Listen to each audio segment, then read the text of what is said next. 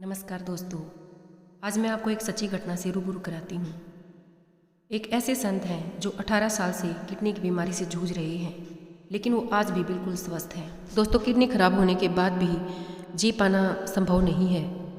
जब किडनी खराब होती है तो विषाक्त पदार्थ रक्त में जमा होने लगते हैं और इलाज न मिले तो कुछ निश्चित समय के बाद इंसान की मौत हो जाती है।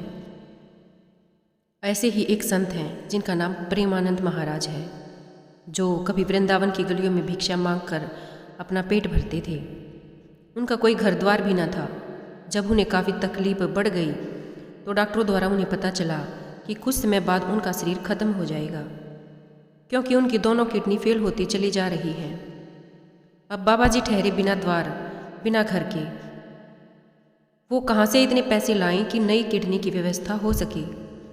बाबा जिन लोगों के साथ रहते थे उनसे बोले कि लगता है अब मेरा शरीर खत्म हो जाएगा। कल यदि मेरा शरीर काम करना बंद कर दे तो आप मुझे 2 वक्त का भोजन और कोने में रहने के लिए थोड़ा सा स्थान दे देना। उन लोगों ने कहा कि क्यों, हमने क्या तुम्हारा ठेका लिया है जो मुफ्त में तुम्हें पाले? जाओ, अभी के अभी यहाँ से निकल जाओ। दोस्तों, बाबा जी ऐसी स्थिति में कहाँ जाते, लेकिन उन्होंने बोला, मेरे ठेकेदार तो तुम हो ही नहीं सकते।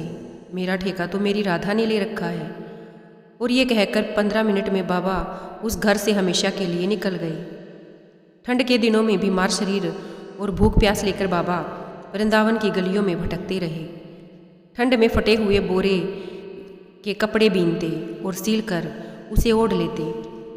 अपनी साधना में एक दिन उन्होंने राधा जी से प्रार्थना की और कहा, आज से मेरी एक किडनी का नाम राधा और दूसरी किडनी का नाम कृष्ण है। अब देखता हूँ मौत मेरा क्या बिगाड़ती है। दोस्तों, उसके बाद प्रेमानंद जी ने अपना पूरा जीवन राधा कृष्ण को समर्पित कर दिया। उनकी साधना, उनकी प्रार्थना में ऐसा तेज पैदा हुआ कि पूरे वृंदावन में उनके तेज और भक्ति की महक फैलने लगी। और खराब किडनी होने के बावजूद राधा कृष्ण की भक्ति की वजह से बीमारी उनके शरीर का अंत नहीं कर पाई। आज प्रेमानंद जी का तेज सिर्फ वृंदावन में ही नहीं बल्कि पूरे भारत में फैल रहा है। उन्हें सुनने के बाद और उनके शब्दों के प्रेम को महसूस करने के बाद विराट कोहली और अनुष्का शर्मा भी उनके दरबार में उनके दर्शन को गए थे। इंसान कितना भी बड़ा हो, एक सच्चे भक्त और सच्चे ईश्वर प्रेमी के आगे प्रेम से झुक ही जाता है। आज प्रेमानंद जी के लाखों ऐसे भक्त हैं जो उनको अपनी किडनी देने के लिए तैयार हैं, लेकिन प्रेमानंद जी कहते हैं कि मैं किसी दूसरे इंसान को तकलीफ देकर अपना जीवन नहीं बचाना चाहता। आगे राधा जी की मर्जी, वो जब तक चाहे मुझे जीवित रखें।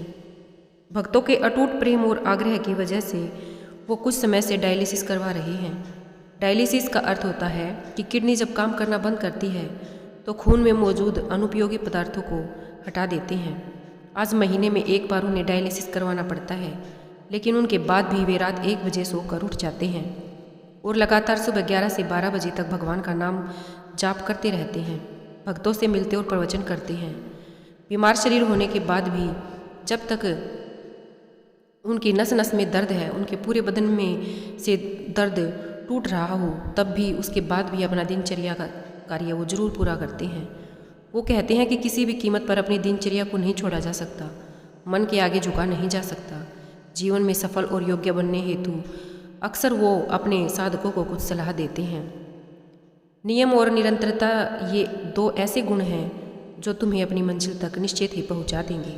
तुम नियम लो और रोज़ हर कीमत पर उस नियम को पूरा करो। जिसकी कथनी और करनी एक होती है वो संत होता है, और जो बोलता कुछ है और करता कुछ है वो कभी कहीं नहीं पहुंचता। इसलिए जो बोलो उसे निश्चित ही पूरा करके दिखाओ। धन्यवाद दोस्तों।